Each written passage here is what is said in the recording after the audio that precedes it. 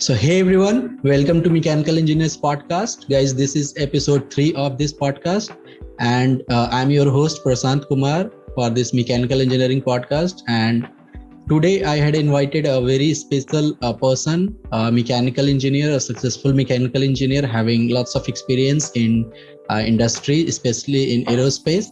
And we'll talk with him. We'll discuss what are the things that we need to start planning at our early stage of our career. So let's meet Mr. Mathew. So hello Mathew, how are you? Hello, sir. I'm doing perfectly fine. Thank you. Okay. So Mathew, can you please tell our audience a little bit about yourself, like from where you are and what do you do in your current job? How much experience do you have? Yes. So, hi, sir. Myself, Paul Mathew. My native is basically Kerala. I have done my education in Coimbatore by BTech Mechanical Engineering from Karne University. I graduated in the year 2015. And after that, I had moved with Infosys. I was working with Infosys for a couple of years, like approximately 7.2 years in aerospace domain. And then on, I moved to Cyient. There I worked briefly for around 3 to 4 months. And then I moved to Boeing as a structural design engineer. Okay.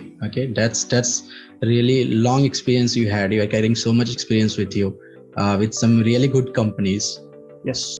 So thanks for the introduction, Mathew. So where do you belong right now? I'm currently residing in Bangalore.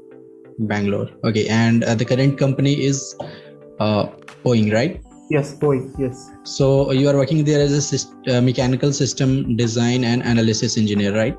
Yes, mainly into structures. Oh, that's great. That's really great. And what about your education? Like, where did you completed your education, college, and everything? I completed my Bachelor's of Technology in Karne University in Coimbatore in Mechanical Engineering, and I just recently completed my Master's in Design Engineering from Vizhalil. Okay, so you had also finished your masters. That's yes, really great. Along with my job, yes. That's fine. So it was whether it was from distance or full time. It's a distance education, sir. It's called a WILP program from Vizhalil. Okay. And whether it was sponsored by your company or you did it personally? It was done on personal interest. Okay, that's really great. So Mathew, as I can see that you in your resume you had published lots of technical papers, right? You did lots of publications for the industry on different topics especially related to the structures, aerospace structures, and all those stuffs. Like what is the process? Like how this thing work? If someone wants to publish his paper or anything, how he or she can proceed? Yeah. So basically, this publication of research paper is like an observation or a result that is being created solely by you and yourself, along with some team members of your interest. So basically, the thing is, you need to understand what is your area of interest. Like I was interested in material science and I was interested in structures. So I proceeded with searching for topics related to structures and material science. And sometimes what happens is, there are a lot of papers that are being published already, but when you notice those papers, like when you go through each and every point in a paper, there are situations where few things are getting missed by the author. Like say, for example, there is some material they are doing analysis, or they are trying to study some theoretical paper on some material. What happens is they would have said, I have going through such and such material, but 2 or 3 of the materials I have not gone through it because the author wouldn't have time, or maybe he wanted to make it crisp. So we need to make sure that whatever gap that has been left by that author, it needs to be filled by us. So, and also moreover, it has to be very much matching to our interest as well, because it is not that you see a gap and then you try to fill it, because it is very difficult to fill a gap. Like you need to understand that it is your area of interest. And since composite material was my interest, I thought of taking it as a basic study. So that is that was one of the core reasons I took up that research publication. So the thing is, like, once you get that topic, you need to have some mentor, like somebody, a friend, or some senior staff, someone to help you out with the resources, because as a single person you will not be able to do it yourself, because you're not doing a PhD. You are just a student, you are just an employee at a workplace, you need to take care of all the processes, you need to take care of all the inputs and everything. So we need to have some kind of a network. Like you can use LinkedIn as a network where you can post in your suggestions and thoughts saying, I am planning to do this and this research. I would like someone to help me out with it. So what happens is a mentor comes in and then you draft some text to the mentor saying, sir, this is the thing that I would like to do. What is your suggestion? So he would come up with a proper suggestion saying, you can jot down your points like this. You can keep down your points like this. You can try to explain it in a more elaborative way. And also you can pitch it. You can put in some, graphics, because research papers are not only about text. It has to be graphically given so that people will try to understand what the author is trying to say. And then what happens is once you do it with a mentor, it has to go for some peer-to-peer review, and then it goes to the editorial board. And once it is published, it has been published in the journal. So actually speaking, this one of the papers that I had published is not into a well-renowned journal. It's actually called as a ResearchGate. So I think ResearchGate, people would have heard of it. It's actually an open source website where you can post in your own research. You do not need any kind of approval from the manager or any approval from your professors. You can just do an author, you can just do a publication. And moreover, you need to add the references. Like since it's open source, we couldn't take advantage of saying, I have done this research, so I just publish it. We need to put in some references. Like, in the end of the page, you will say, these are the citations that I used for this. So say, for example, my research was on the comparison of composites that is being used between two aircrafts.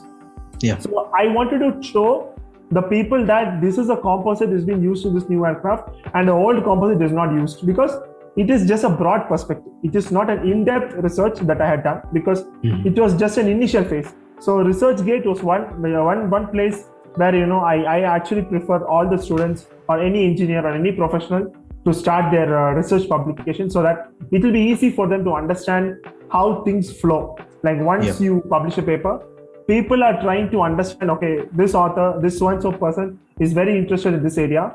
So why not I approach him? So because once I published my comparison paper, sir, it was a very simple paper. So the thing what happened was when it had crossed around 500 to 600 reads, it takes time. So when it crossed 600 reads, around 10 to 15 people had approached me and asking me about this composite material. What is the composite material? Some in-depth knowledge. So I was able to share things. So, that is an outcome of the research paper that you do. So that is pretty much, I would like to talk about this research publication. So actually what I can understand that it helps in building your in-depth knowledge, by publishing your papers, you can gain some good mentors and good connections, right? Yes. And also I had heard of this thing called Google Scholar. How is that different from something you're talking about? It's a totally different website. So it is just like Google search.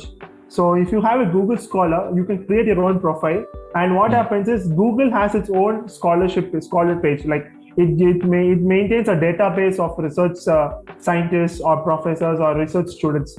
So once you create a profile, you will be in the Google database. So whenever some people search for you, say for example, you search for me in Google search, there are chances that my name will come in the first place because I am a Google scholar. So it gives you a competitive edge over the search results that you do. So it is being mainly used by all the professors around the world. If you ask any research scientist, they would definitely recommend you to create a profile on Google Scholar and you can publish your journals in that. Okay. So that is basically like it will work like a SEO for a particular keyword. Exactly. Yes. Okay. That's really great. And what is the process? Like, do we have any certain formats that we need to follow, or it's completely random? We can select any formats and start planning my technical papers. Yes. So for ResearchGate, since I had mentioned that it is an open source publication, you can follow your own formats. There is no hard process saying that you need to follow this text or this kind of alignment. You can follow any alignment of your choice, but you make sure that it should be readable. But if you go for other publications like Elsevier, and then you have AIAA, that is the Aeronautical Institute, then you also have something called as the what's it called? You have Springer also. So these kinds of websites, they actually have a specialized format. saying, it has to be this format. You need to submit it in this pages. You need to submit it in this much alignment. So for these kind of things, you need to follow a process. But for ResearchGate, it's not required. It's completely free. Okay. So guys, what I will do, whatever the websites Mathew is talking, we'll put all those links in the video description below, so you can check it out. And also, when we are publishing technical papers, what is the minimum education we need? Like, we must have to be master degree or a PhD degree, or a bachelor's is fine? Okay, that's actually a good question. So basically, initially people had thought that you need a master's degree or a PhD, but it is actually not required at all, because a bachelor's is more than enough. The thing is that nowadays things are available, everything available online. So people are open to research. So you have the freedom to learn, you have the freedom to publish your own thoughts and your actions. So I would definitely say a bachelor's is more than enough for you to publish your research, as long as the area of interest is known to you. Okay, so basically the technical papers, we are also getting benefit that if it's being viewed by some good companies, the company can also approach students for the job proposal or for some R&D activities, right? Yes. Okay, that's really great, guys. If you want to try the technical paper approach, if you want to publish any of your paper, you can try that. And also, if you need any suggestions regarding to the publications or the technical papers related to mechanical engineering subjects, you can just reach out to Mathew. He will help you on this. Okay, Mathew, that was very good suggestion. So let's move on to our next question. What is structural engineering in aerospace industry, and how is the future? Because when we talk about structural engineering, in most common, we used to think about building structures and all those stuffs. Like, people are not very aware about what is structural engineering in aerospace. So can you please give us a little bit of idea, what is basically it is? So structural engineering, as I had mentioned, it deals with the skeleton of the aircraft. So once you move into the aircraft, you would always see the seatings, and you would always see the controls that is present in the seating area, or the bay area, or the foray area, or sometimes that. So what is happening is all these structures are being held by some core structures, like the basic structural members.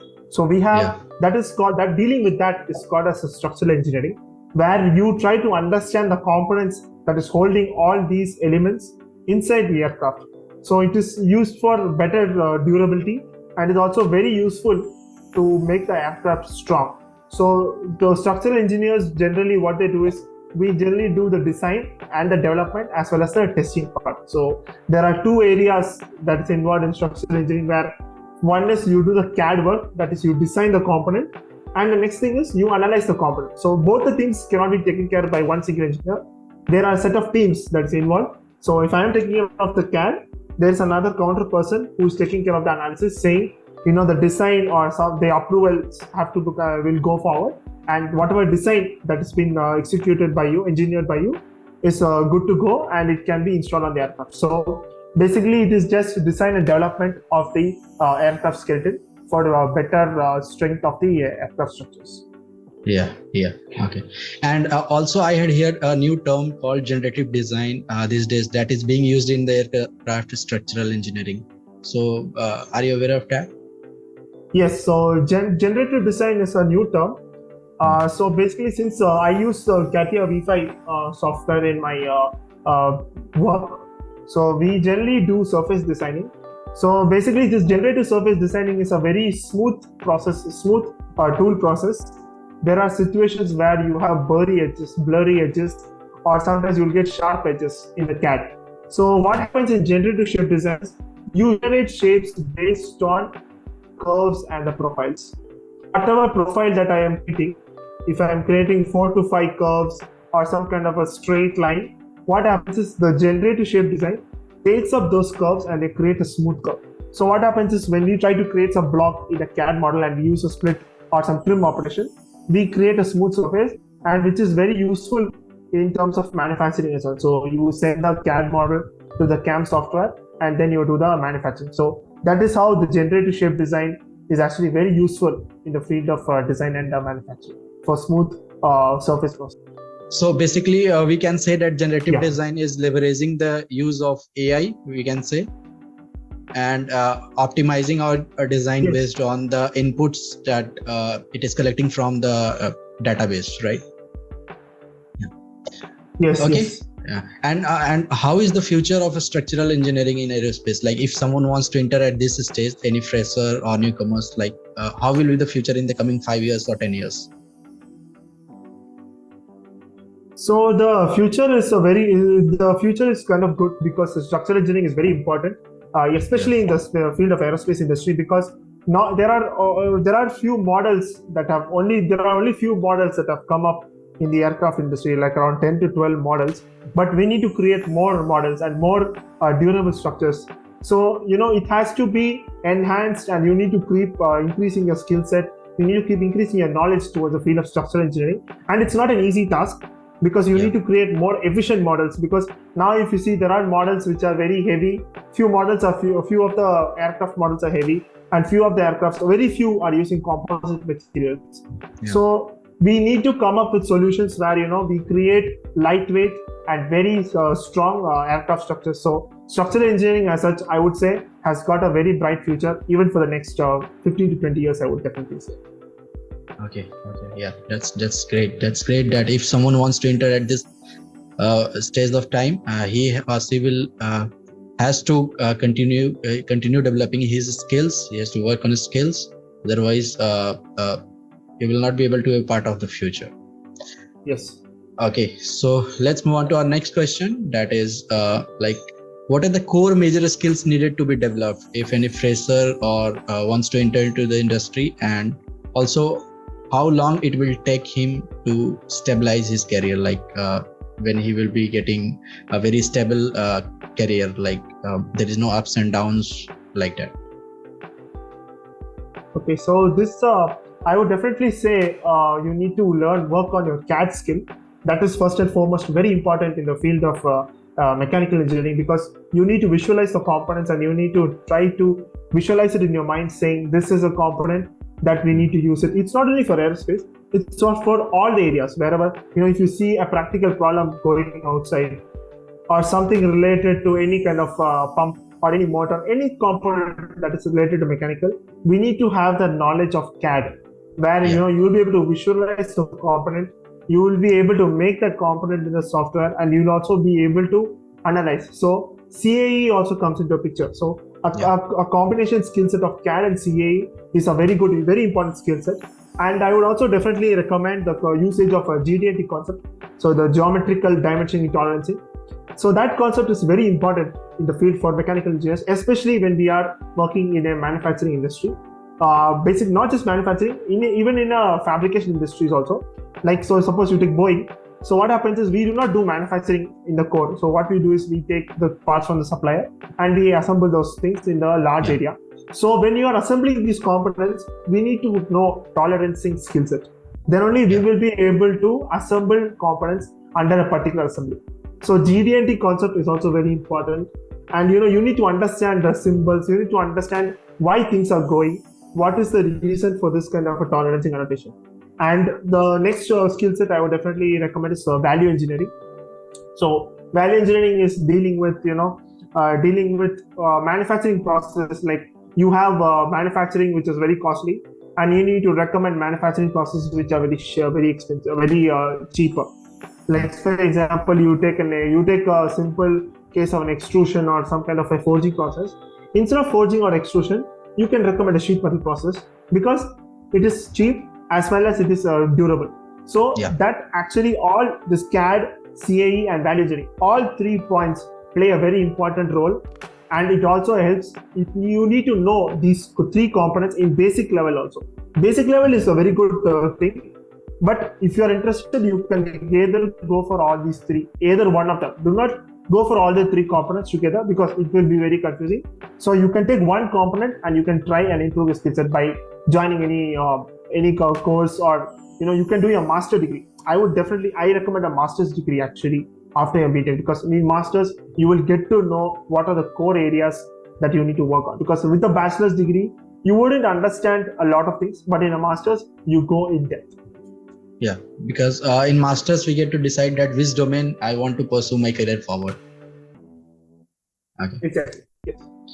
And also one more thing, guys, GD&T is not only important for design engineers, people who wanted to do designing. It's also important for the field engineers, service engineer, and assembly manufacturing engineers who are into the field. They also need to learn this skill, GD&T. It's really very important. If you want to be in the precise engineering, this skill is the must-have skill you have as a mechanical engineer. Yes. Okay, and do you suggest any resources or books for to develop these skills that you had talked about, just like the value engineering, CAD, and all these stuffs? Any resource like books, online videos, or any mentors that we need to follow? I had actually taken up a course on Udemy for GD&T concept, that is the tolerancing concept. So I would definitely share the link with you. It is a person called Mohammed. So that person is a CAD engineer. He has worked in CAD for quite a long time, and his concepts are really good on the Udemy platform. So I had learned a lot of concepts from him in the practical areas. So he is one person called for the GD&T. And definitely recommend material. If anyone is interested in material science, a book material science, I would definitely recommend a book by William Callis. So very good book for material science, where you can understand the process and the concepts from the basic. And if anybody is interested in the finite element, like a CAE concept, you can definitely go ahead with J.N. Reddy. So there are books of his, that is a finite element method, one book, and there's another book called Continuum Mechanics. So this is written by the same author, by Professor J.N. Reddy. A book by J.N. Reddy is a good resource, because J.N. Reddy is actually a professor at Texas University. So he is very resourceful, and I would highly recommend his books. Okay. So that is a very good resource if you want to move into the field of aerospace and structural designs. Yeah. And for the GD&T course that you had talked on the Udemy, I had also purchased the course from Mohammed. I don't remember his full name, Mohammed Rasid or something like that. I had already purchased that course. That course is very good, guys. If you just starting out your journey in GD&T with having degree in mechanical engineering, you can purchase that course. You can try that course. This video is not sponsored, but that course is really valuable at that price point. And also there is a course on Coursera.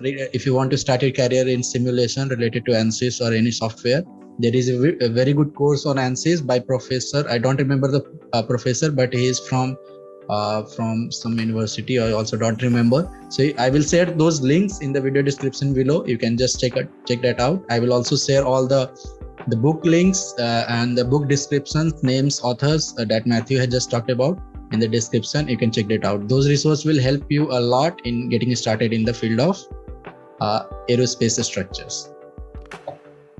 Yes. Okay, so that was really good suggestions, Mathew. So let's move on to our next question. As I had seen your resume, you had worked with so many companies, like you had worked with Ford, Infosys, and right now you're working with Boeing, I believe, right? So what's your suggestions for newcomers, where they should start, how to grab internship opportunities, how to approach for the internship opportunities, how should they plan? Yes, so back in the days, back in 2014, 13, the networking was not much, very prevalent on the internet. I think you will also be knowing about it. Because the process of LinkedIn all came up very strongly only after post 2016 or something. Yeah. So I would definitely suggest students or professionals to definitely network well on LinkedIn, and you can look out for the companies that you love to work for. You can follow them for careers, and also you can definitely reach out to the talent acquisition people on LinkedIn, where you can try to send in mails on a monthly basis saying, I am very interested in working on an internship at your company. I would definitely like to work as an intern for a few months. Kindly provide me an opportunity, and I would also be giving my best. So you can start a conversation like that. So it is not only for internship, it is also for networking, because networking is the first important thing. Internship comes next, because when you network, that is when you know there are different types of people in different types of industry and in different types of domain they're working, and you will also get their knowledge. So when you get their knowledge, when you gather their networking knowledge, you develop a stronger friendship. Once you develop a stronger friendship, you'll be able to refer, you'll be able to ask them for internship. So that is how you can definitely land an internship with the company. And sometimes some companies, if you know someone working in such a particular company, they give out the managers or the talent acquisition will send to the employees like, we need interns, so can you refer them? So you need to watch out for such opportunities as well. So you need to get in touch with the employees, ask them when the internship openings are, and definitely they would have no issues in referring you as long as they know you personally.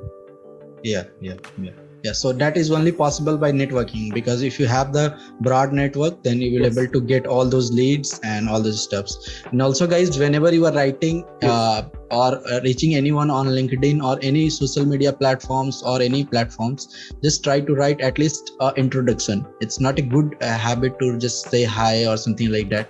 Write a good introduction, write a reason why you are approaching to him, so he or she will be clear that what is your intention to reach him. So that's the best way of networking, and you can leverage the LinkedIn platform definitely. And also there are lots of different platforms that you can try that as well. So start doing these things if you want to get your internship, so that will help. Yeah, so that was a really good suggestion. Like as you can see, Mathew has did lots of internship in his early days. After that, he was able to grab good job and work with lots of good reputed companies. Okay, so next question is that it's a very simple question, like means how we can decide a CAD software, like which is best for me. Okay, so it actually depends on the industry that you're interested in working for. Yeah. So if you are actually in an education level, you want to get into research. So the most preferred software for research and academia is basically SolidWorks. So because SolidWorks is a very, very user-friendly software, and it is highly used in the field of academics. So any professor that you approach, they would definitely say SolidWorks is the go-to. And if you want to go into an industry level, I would definitely recommend CATIA, Creo, and XCAD. And this CATIA is then used because it has got high surface tools.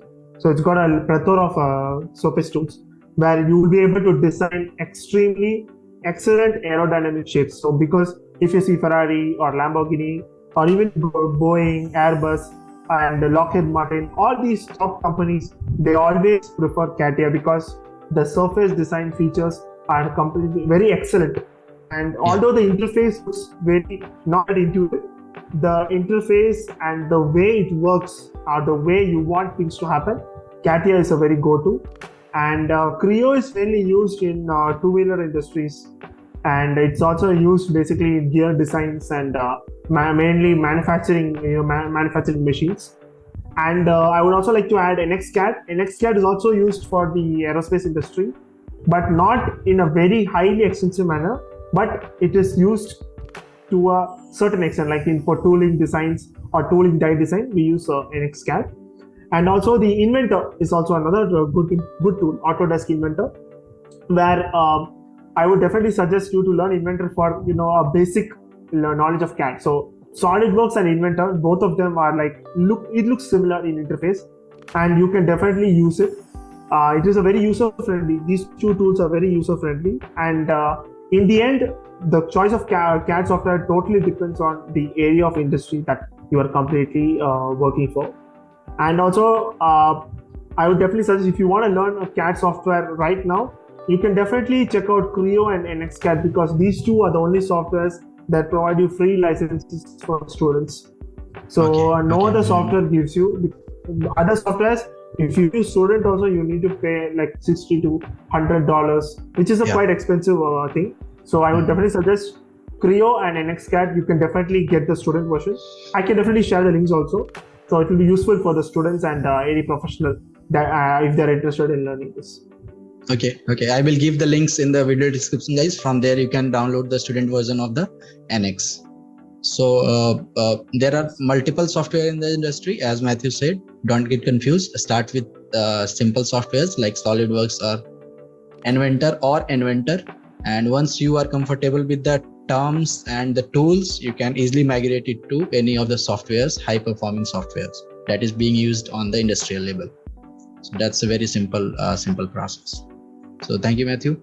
So our next question is like, as I had seen on your resume, you know multiple languages, right? You had worked with cross borders with different countries like European countries and other countries. So how important is learning different languages for mechanical engineers? And if that is important, then which languages are important basically?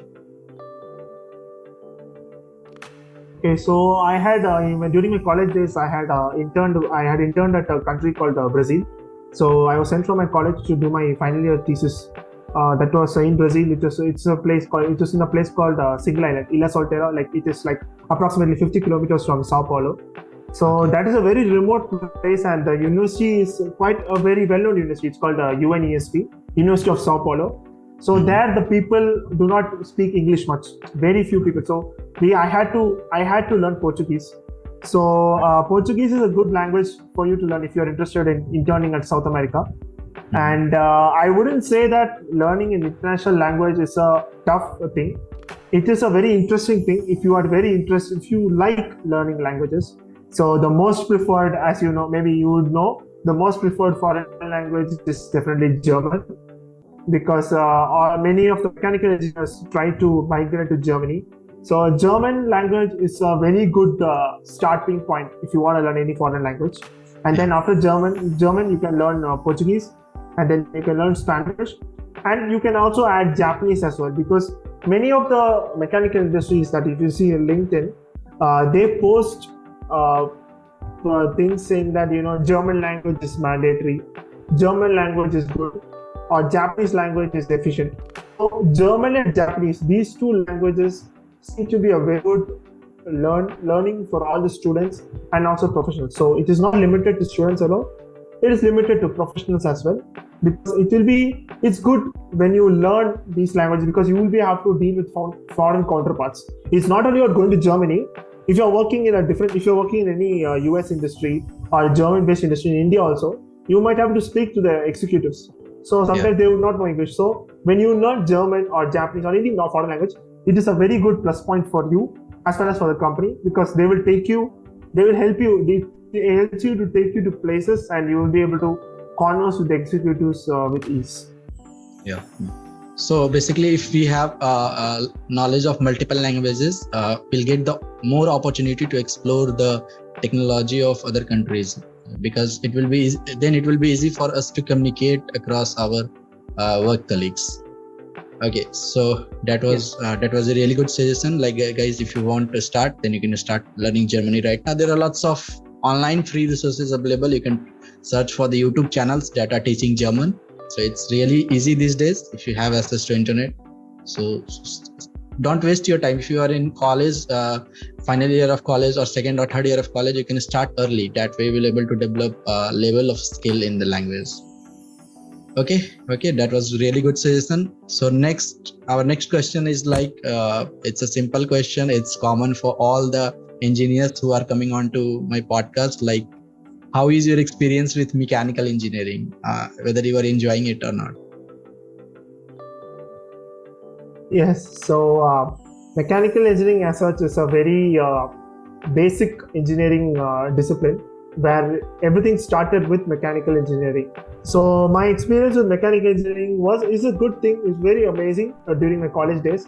But post-college, what had happened was, when the invasion of the IT industry, when those things come into picture, I also got carried away with the IT skills, saying, you need to learn a lot of things in IT industry, and IT industry is what is going to take you to levels.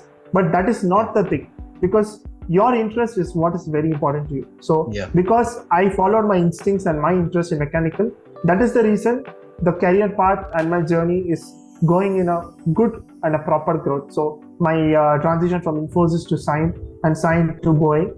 So what has happened is all the three companies I worked only in the aerospace domain, because I was very focused on understanding that, and I also was able to do networking, because networking is now the key if you want to do anything in your future careers. Because be it working for any company, any top companies you want to work, some kind of networking and some kind of resource sharing is very important, because it should not be unidirectional, it should be bidirectional. When I give something to you, there is another way, like from your side also there'll be some sharing. So my experience with mechanical engineering was really great, because I was able to learn the different process. I was also able to understand what are the future prospects of mechanical engineering. It is not only in the field of data science, in the mechanical engineering also, if you see, there are a lot of things available. Like there is AI CAD, it's coming up soon. Then you have AI CAE, which is coming soon. And then you can also integrate Python language for mechanical engineering, because you have to use calculators anymore. You just need to program some formulas, you give the input data, and you get the output.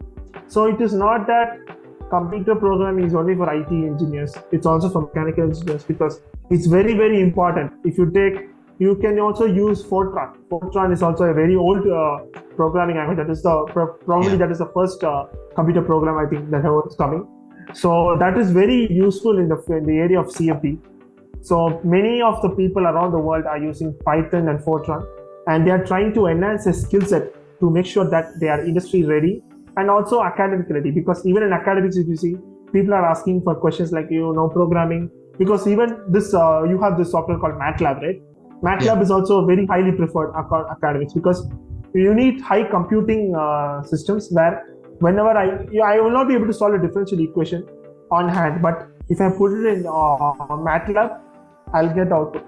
So what is happening is, it's not only just IT, mechanical engineering is also taking in IT skills, and also they are integrating with the mechanical systems, and which actually makes your journey very interesting, very useful, and it's a beautiful journey. It used to be rough in initial days, because mechanical engineering, the initial growth is very tough, but after 10 to 15 years, when you get into senior level, that is when you see the real growth of every engineer. Because IT industry, every 3 years, 4 years, you get 50%, 100%, 200% hike. But mechanical engineers, it's so. But after 10 to 15 years, your growth and your journey will be really great. And when you look back, you would definitely feel grateful to say that, okay, I have done this much. Even though it was less, my impact was very good. And so your journey, it keeps increasing. Yes, correct. Because it's mechanical engineering is all about passion. If you had shown passion while choosing the domain, then you had to show passion while you had started working as a professional. You had to spend some time. It will take some time, but it will be fruitful, guys. It will be fruitful. And also mechanical engineering, stop comparing with anyone else, any other departments, any other branches, because mechanical engineering is not just mechanical engineering today. You need to upgrade yourself to, you can say, mechatronics engineer. So the things are changing. There are lots of things coming, automation, AI, and all those stuffs into our domain. So try to learn those skills side by side as well. That will help you a lot. So thank you, Mathew. Thank you. That was a very good suggestion for all the mechanical engineers. And I think this was our last question that we had planned for this discussion today. And it was a very valuable session for all our audience. If someone wants to learn, he or she can come to this podcast and listen to this podcast. There are lots of knowledge packed into this 1.5 hour of session. And also, if you want to connect with Mathew, I will give him his LinkedIn profile link in the video description below. You can connect with him if you have any question. And all the time, whenever you are reaching to Mathew, don't just say hi. Write your correct intention, write your introduction. That will be easy for him to get connected with you. So anything else you want to say, Mathew? I would definitely like to give a big thank you to Mr. Prashant Kumar.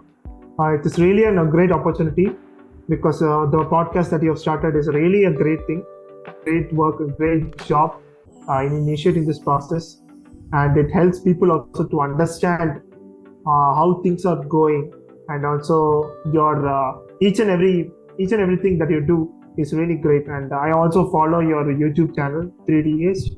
I've Thank also you. gone through your website as well, and I've indeed attended one of your training as well. I think AutoCAD, one of your AutoCAD training I've attended. It was really a great, good thing because AutoCAD is very, very, less Versatile. preferred. We don't see AutoCAD so. It is not what do you say? It's not seen everywhere much, but it's a very powerful tool in the field of drafting. So your session was really great, and I have learned a lot from you. Thank you. Thank you so much. Thank you. And guys, if you want to learn, if you want to develop any skill, you can also check out my YouTube channel. There are lots of contents.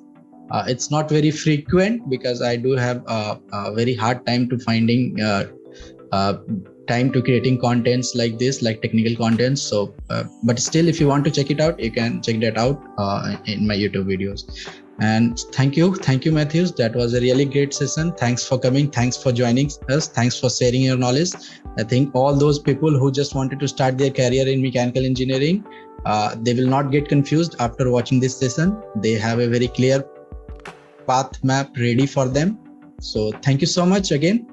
Have a good day. Thank you so much, guys. See you in the next episode.